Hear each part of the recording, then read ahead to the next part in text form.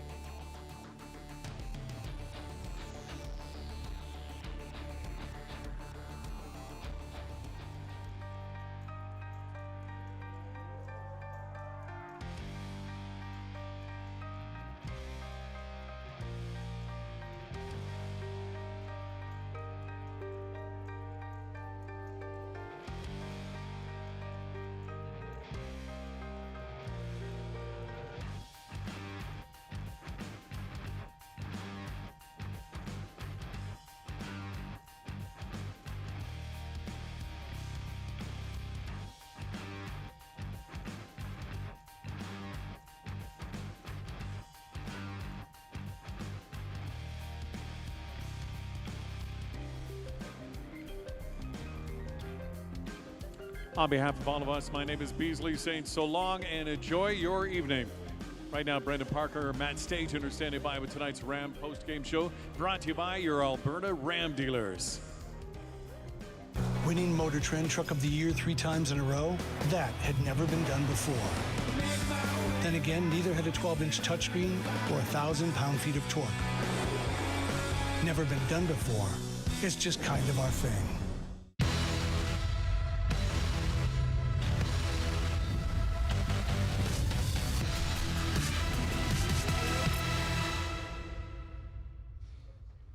All right, welcome inside Flames Postgame Live, brought to you by your Alberta Ram dealers. Brendan Parker alongside Matt Stajan as we break down game number 1 of round 2. And I'm not sure that many would have expected the scoreline we got here tonight. 9-6 is the final, and I think we kind of joked that there was conversations about the last time these two teams met in the regular season. It was 9-5. Tonight we get 9-6. What did you make of the way game 1 went?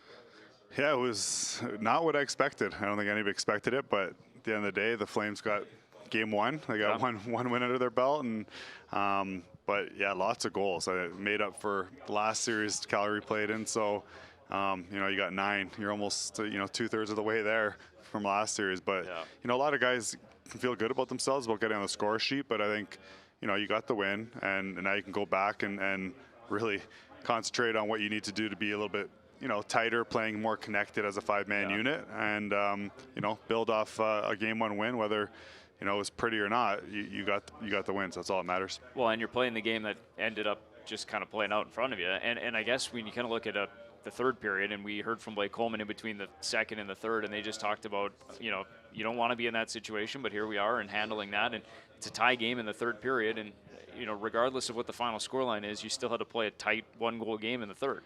You did, and you let them come back. It was 6-6 at one point, but you got that next goal. Rasmus Anderson scores that goal, and then you did lock it down. Markstrom made saves that you wanted or needed him to make, and that's encouraging, because it wasn't the easiest night for any goaltender in today's game, and the Flames really did lock down. Their penalty kill was great. They had some big kills today where Edmonton could have really gained even more momentum, to claw back into this game. So that's one bright spot on the defensive side was their penalty kill, but I think the next game will be a little bit different. I would think so, yeah. I mean, we'll see how it progresses here with Game 2 back at the Scotiabank Saddledome. You'll see lots of traffic. The post-game show and interviews are all commencing after this Game 1 victory for the Calgary Flames. But as we see some of the traffic in behind, let's go through what we saw here in this hockey game. And bear with us because it's a lengthy highlight pack from tonight's hockey game when it comes to goals scored, and it started early and often for the Calgary Flames. 2 goals in the opening minute of this one, and it starts with Elias Lindholm.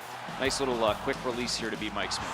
Yeah, and you couldn't ask for a better start for for all the Flames fans and the Calgary Flames. You get 2 goals in the first minute. You knew coming in, they were going to throw everything at Mike Smith and test him early, and they did that, and they got rewarded with 2 goals on their first 2 shifts.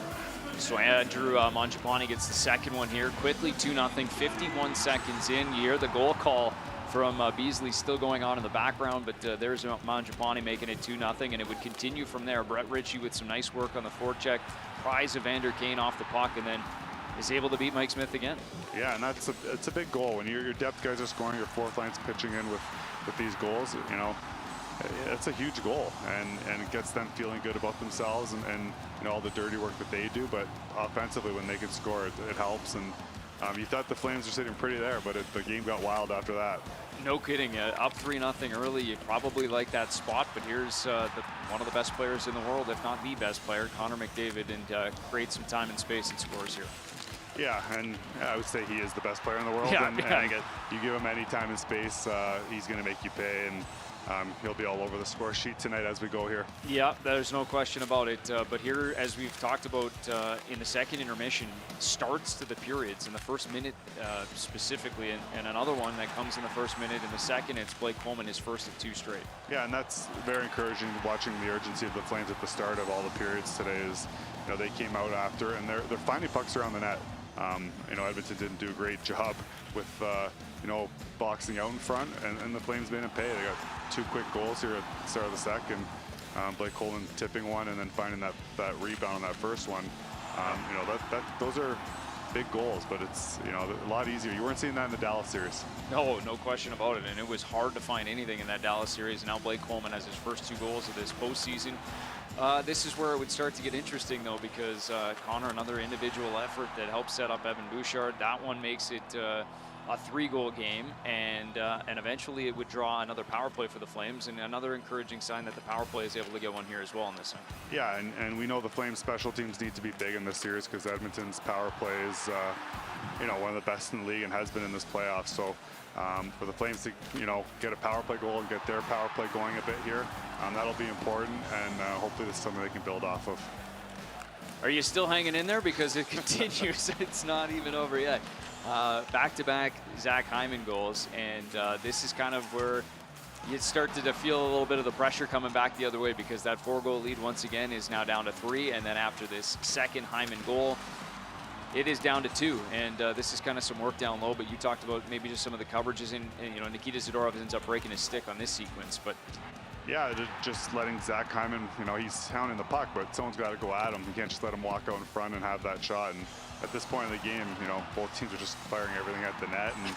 And then they got another one here late in the period with Draisaitl coming on that breakaway. So we didn't know what was in store here for the third period. No, I don't know if anybody could predict what was going to look like in the third. And 38 seconds at the end of the second, and then early on in the third, Kyler Yamamoto, and a game that was at one point a 4-goal lead, not once but twice, is now tied 6-6.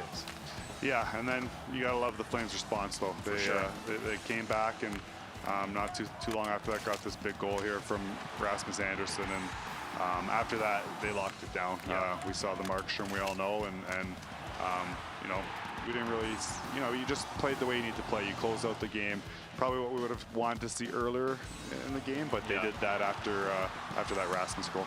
Yeah, Matthew Tkachuk ends up getting 1, and then 2 more, or I should say 1 more, but 2 more on the evening, 2 more in that third period for the hat trick. And this one was an important insurance marker. Obviously, really sucked the life out of the Edmonton Oilers, and then in the empty net for the hat trick. And I think I saw the stat just here moments ago. It's the first hat trick in a Battle of Alberta since 1983, I want to say. So it goes back a little ways. Doesn't happen very often, but it's also the highest scoring postseason Battle of Alberta as well. No surprise there when you got a 9-6 hocky game.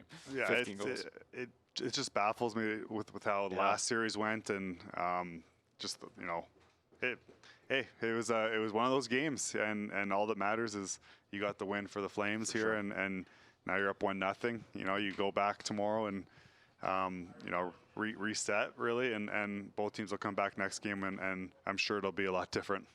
Yeah, and you have to think that I would imagine conversations on both sides of things, and we know what Darryl Sutter, he wants to see from his group. I mean, I'm sure that there'll be conversations here now over the next couple of days on both sides of it, but from a Calgary Flames perspective, you're capable of playing both ways, but there's probably one way you prefer to do it instead of this way.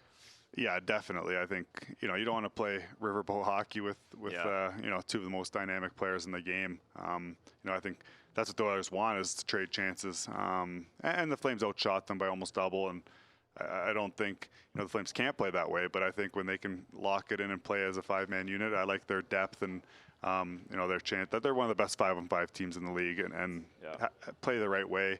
They're going to win a lot of hockey games. So we'll see a different game, but you got to give the Flames credit. Their starts to each period, at the start of the game, using the energy of the building, that's huge. I know, you might get a lucky one on the first one with how it went in, but hey, you throw pucks at the net. It's part of your game plan, and you were able to build off that and get that lead. So when you did have a blip, you still find a way to win the game. And I don't know, does some of that come from, the fact that both these teams went through really hard-fought 7-game series, the fact that, LA was similar in the Edmonton. I know they had a couple blowouts in that series, but, look at Game 7, it's 2-0. Just the way that it was hard to generate offense, or at least find it, that, maybe there is a little bit of just that, step back coming off that 7-game series. Yeah, I for sure there's going to be a little bit of a letdown. I think that Game 7 was so intense. Emotional. Yeah, especially for Calgary. Well, both teams, but Calgary, they had trouble scoring. They couldn't score goals, and they threw 50, 60 shots in games. So today it went in for them, and then you get a 4-goal lead, and I think just naturally as a player, man, I want to get in on this and maybe get my cookies. That's just a natural, and I know that's not the way what you want to hear, but you want to play the right way, and they let it get away from them a bit, and they gave up some chances that they don't want to give up. And Markstrom, locked it in the third, but there's a lot of those goals I'm sure he wants back. And at the end of the day, you got the win. Everybody's going to reset, and I think you'll see a lot more structured team, and you'll see Markstrom get back to his ways, and I like the Flames' chances here. Yeah, and it's interesting because if you're a fan that's coming to this game, the polar opposite of what you saw in Game 7, where you're sitting on your edge of your seat the entire night. And tonight there's moments of that, but if you came to cheer and celebrate goals, this is a good night for that. That's for sure. Yeah, that second period was crazy. It was wild. It was just like an all-star. It was just back and forth, goal. Last shot wins.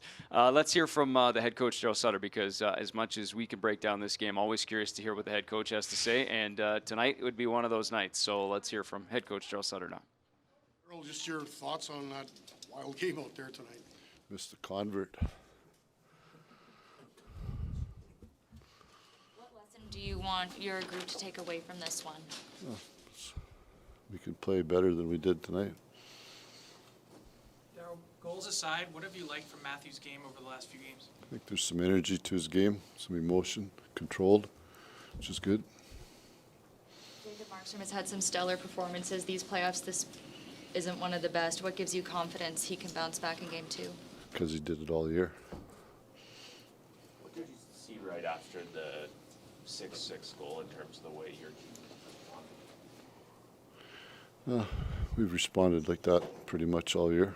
You've asked that how many times? Even the last series we were down 2-0 in a game, 1-0 after the first shift the other night. So, take the win, move on.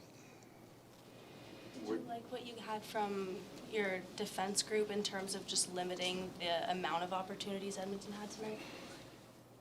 Yeah, I think so. It was a strange game. We scored in our first 2 shots.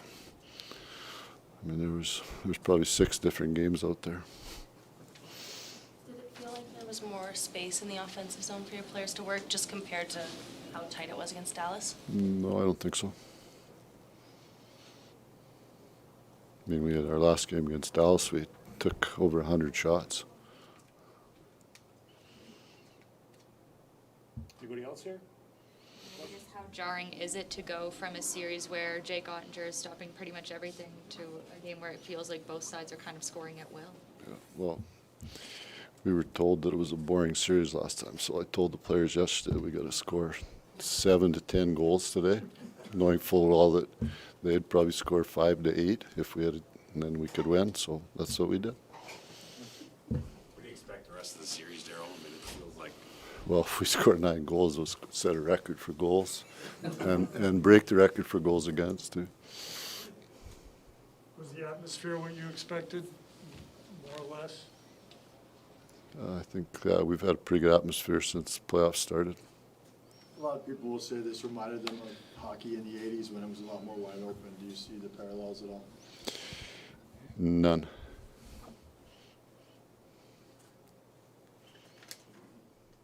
All good? Thank you very much. All right, short and to the point, head coach Darryl Sutter here tonight. And, yeah, I mean, strange game. What did he say, 6 different games inside this one? I think that's probably pretty fair to say that there was a few games going on out there. Yeah, it was. Yeah, just watch the highlights. Yeah, you know, it's pretty much the whole game. Yeah, without a doubt. So we'll hear from a couple of players here as well over the course of this post-game show. Welcome back in.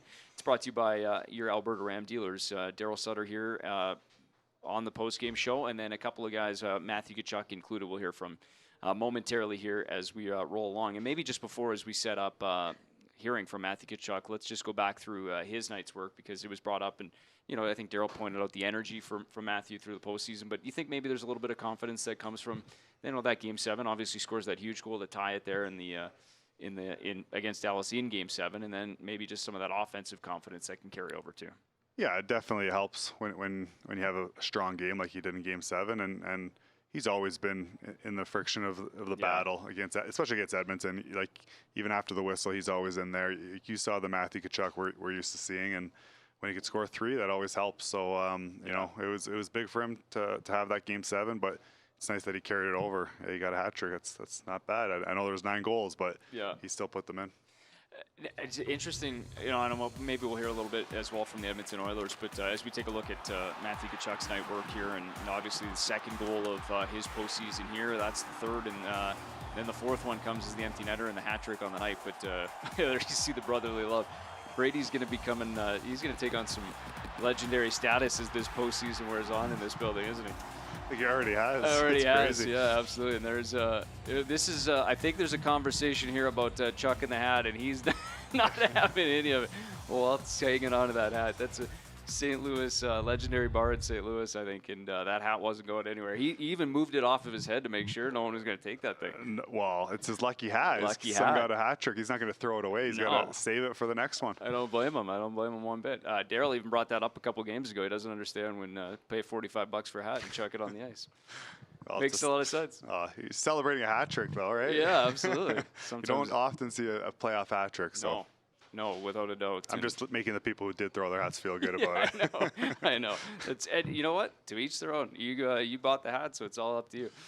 Sometimes you bring the backup hat, too. Throw that one on the ice. All right, well, let's see. We don't have anybody ready at the post-game podium right now? They're coming. All right, so who are we going to hear from here, guys? So Matthew Tkachuk, Blake Coleman, a couple of big-time scorers in this game. Obviously, 5 goals combined. Blake Coleman 2. Matthew Tkachuk had a hat trick. Let's hear from them now here on thoughts on tonight's win. Matthew, how would you go about describing the game tonight? Not good. Not good at all. It's probably our worst game of the playoffs so far. So we got super lucky. That's just not the recipe for success. Maybe we win this one, but we're not going to win anymore if we're going to, I don't know, play like that. So thought we had a great start. Second period really got away from us. And then, I think once we got a lead in the third, we played a little bit better. But just, we got to be better with leads. And we had a 4-goal lead twice. That should be enough in playoffs. So we'll be better next game. When you say it got away from you guys, was it something you guys weren't doing? Something Edmonton was doing? What's the reason for that?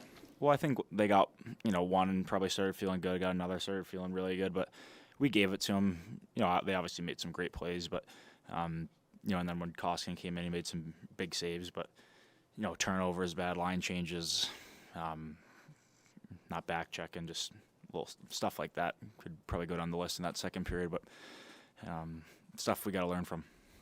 Like, what about you, just all the highs and lows in that game? Yeah, like Chucky said, I think there's a lot to take away from this game. I think it was a really good start by our team. Couldn't ask for a better start. But you got to have that killer mindset, and you got to be able to put teams down and keep pushing them down. And like you said, I think we made some mental mistakes in the second period, got away from our checking game a little bit. The good news is it's correctable. We can go back to the drawing board tomorrow, and as long as guys are willing to look in the mirror and take some responsibility for what happened in that period, we're gonna be fine. We're gonna regroup, get back to our game. That's not our style of game. 9-6. It's great that we got game 1 win, but there's a lot to dissect here, and we'll get to work tomorrow. Just one of the positive takeaways, just the fact that you were able to outshoot them 48-28 and score 9 goals. Yeah, I mean, you definitely want to get pucks on net. It's been a strength of ours all year, and even in the first round. You want to make life difficult on their goaltender, which I thought we did. I thought we did a good job of getting pucks and bodies to the net, but you can't forget about your own end. You got to take care of business from the goalie out, and I thought, like I said, I thought it slipped away from us a little bit, but like I said, we got plenty of time to right the wrongs. Matthew, what about the response after it was 6-6 from you guys? Yeah, huge goal from Raz there. Great play by, I think some of the times we got in trouble when it was turnovers, when it was offensive zone, whether their D were picking it off or jumping in front of us. But I thought Yarny made a great play to get it behind, and Mange made a great play behind the net, and Raz had a big goal for us. So that was huge for us. How did it feel to get your first playoff goal as a member of this team? Overdue, but it was good. I think there's a lot of different ways to contribute in the playoffs, and I try to find different ways to do it if I'm not scoring. But obviously, on a night like tonight, it's a good thing that the pucks are going in because we needed every goal we could get. But I don't focus too much on scoring in the playoffs. Just do what I can to help this team win. Yeah, he had another good time for him, so he's crushing it right now.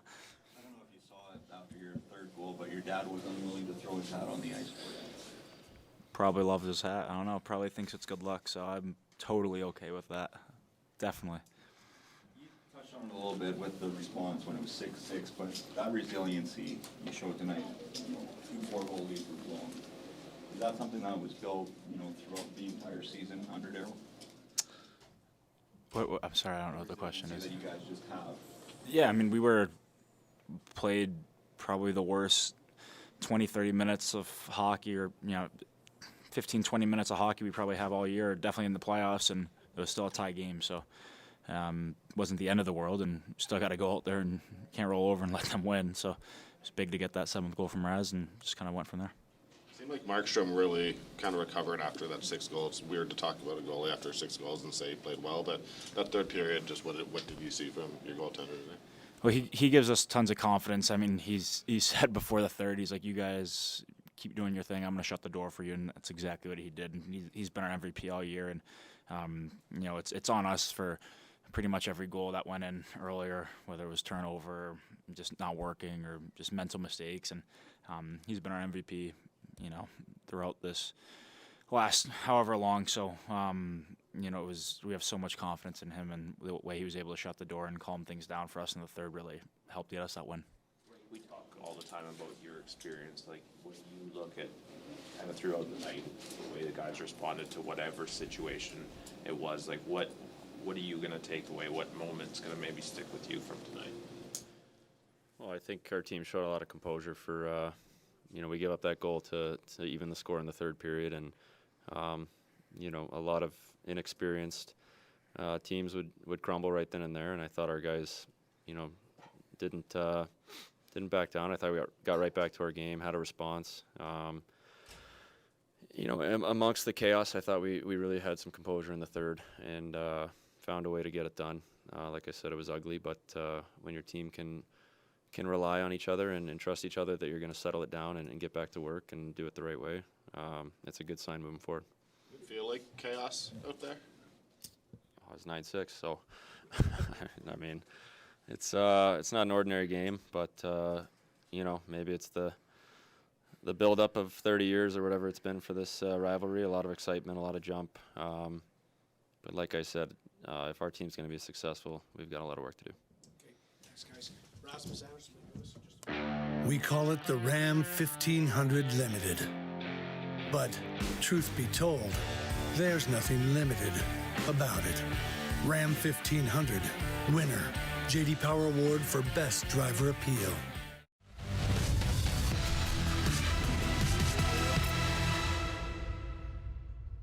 Welcome inside again. Flames post-game live brought to you by your Alberta Ram dealers. 9-6, the Calgary Flames winners in Game 1 of this Round 2 series between the Edmonton Oilers and Calgary Flames. And heard some post-game reaction there. Darryl Sutter, Blake Coleman, Matthew Tkachuk. Just want to briefly give you a little view from the other side as well. Here's head coach Jay Woodcroft, his thoughts on tonight's game. Jay, what was most disappointing in your start? Well, to a man, not one of us was anywhere near where we needed to be to start the game. You don't draw it up giving up 2 goals on missed assignments on the first 2 shifts. We gave up a goal at the start of the second period as well. We fought back and made it a game, but we can't feel good about that in any way because you scored 6 goals in a game and you found a way to not win it. So there's a lot of things for us to clean up, and we'll go through the tape and give our team something. Is that too reminiscent of that 9-5 game a couple months ago? Yeah, a little bit different. We scored on the first shift in that game, and it was 3-2 at the end of the first period. But bottom line, too many goals against, and to a man, all of us can be better. I think 7 tonight. Yeah. That's obviously way too many. Yeah. Being on the power play, that's fun. Yeah. What do you miss? Well, we scored 6 even strength as well, and that goes to my point of we scored 6 goals, and that should be enough to win the game. There's a lot of things that we can do better, and we will. So you've played 2 excellent defensive games. All right, there's some thoughts from Jay Woodcroft. Pretty obvious in terms of what you'd expect to hear, that you score 6 goals, you think that you should be able to have enough offense, and Flames would have said the same and did say the same thing on their side of things. Yeah, it was, both teams were, we'll just say they were just loose. It was a weird game. It was a really weird game. Pucks were finding their way to the back of the net. Guys were finding themselves in position to score goals and did score. So it was I don't think I'd be surprised if we saw another game like this, but you never know. You never know against these guys. It's been 2 in a row. And Blake Coleman, maybe he put it best. Like, maybe that's just the buildup of 30 years in the making, and let's just get one wild one out of the way, and then off we go in the rest of the series. We'll see. Let's briefly listen in now. Rasmus Anderson here post-game as well.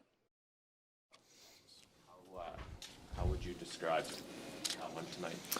A lot of goals, for and against, and obviously it's not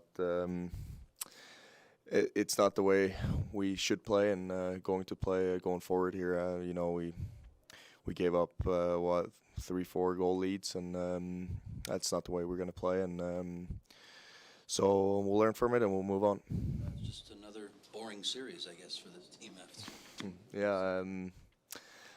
As I said, sure we scored a lot of goals tonight, but our defensive play needs to be way better, and you're not going to win a lot of games when you let in 6 goals. That's for sure. Kind of a shock to the system for you guys to have this kind of game after goals were so precious in the last series and how hard you had to work to produce offense in that series to have a game from 1987 tonight. Yeah, shock to the system. I don't know, but it's, as I said, like you're not going to get away with a lot of these games. As I said, sure we scored 9, but like we can't give up 4 goal leads. We can't give up. We can't let Markey out to dry and all of that stuff. So we'll learn from it and we'll move on. What about the response when 6-6? It looks like they've got all the momentum, but you guys took it back. Yeah, that's what we've done all year, kind of, and we've been persistent, and we've been we don't let adversity change too much in our dressing room, and I think we showed that tonight by getting the 7th, 8th goal, and finally got to not close the game, but finally got our lead back, and at that point we just kind of bear down. But as I said before, it's we left Markey out to dry way too much today. Darryl said that it felt like there were 6 different games that got played out there. Is that almost symbolic of the fact that you guys feel you could play any style of hockey, but Yeah, it sounds boring, but I keep going back to it. You're not going to win playing like this by letting in 6 goals, so it's not the way we want to play, and we have tomorrow to figure it out and to take it from there, and game 2 is going to be fun and exciting again. All right, there is Rasmus Anderson post-game, the storyline, the conversation very similar as we've heard throughout the course of the night, and we'll see how this series develops. Obviously, it is a 1-0 series lead for the Calgary Flames, and on the Edmonton side of things, I think which direction Calgary's going to go tomorrow night, or Friday night. But Mike Smith gets pulled after 3 goals on 10 shots tonight. Mikko Koskinen comes in. Obviously, the game kind of escalates from there. But anything change in your eyes in terms of their approach going forward? No, I think they're gonna reset, and you're gonna see Mike Smith back in the net. I'd be surprised if it wasn't. Yeah. He's a battler. He was here, so we saw it firsthand. He's a battler. He's gonna be back in there, and the Flames are gonna do everything, and the crowd's gonna do everything to get him off his game. That's just the reality of it. That's playoff hockey and Battle of Alberta. So, we'll see a guy looking to make his mark and come back better, and we'll see a crowd trying to get in his head again. Yep, no question. They were I think they were calling for him to come back in at one point after he'd been pulled in the 3rd goal, and then you heard from Rasmus Anderson there too. Just talk about hanging your goaltenders out, and that's an approach that they're going to take too. That they don't want to leave their goalie in those spots anyway. So kind of on both sides. Yeah, and that was a big goal by Rasmus. It was a tie game. We all forget in the 3rd period. Sure. It could have went a different way, and but Markstrom's been there for the Flames all year. So absolutely, for him to have an off night, we can say they still won the game, and he can reset and respond. And it's a lot better that you won the game and didn't lose it. So we'll see them come back on Friday. It'll be the atmosphere, those late starts, long weekend. It's going to be even more rowdy in this building, I think, and everybody's going to be ready to go. Yeah, and we can't wait to see the rest of this series develop. It is just the start, but it is a successful one for the Calgary Flames here tonight because they win this thriller, this weird game. I don't know, whatever adjective you want to use. It was something else here on night number 1 of this round 2. 9-6, the final. The Calgary Flames victorious over the Edmonton Oilers and have that 1-0 series lead regardless of how it all went down. And they'll get another opportunity to go right back at it and build on it. Friday night, right back here at the Scotiabank Saddledome. Thanks for watching Flames Postgame Live. There was all kinds of goals in action here on night number 1 of the second round, but we get another chance to see this series develop here on Friday night. For all of us at Flames Postgame Live, thanks for watching. We'll see you on Friday.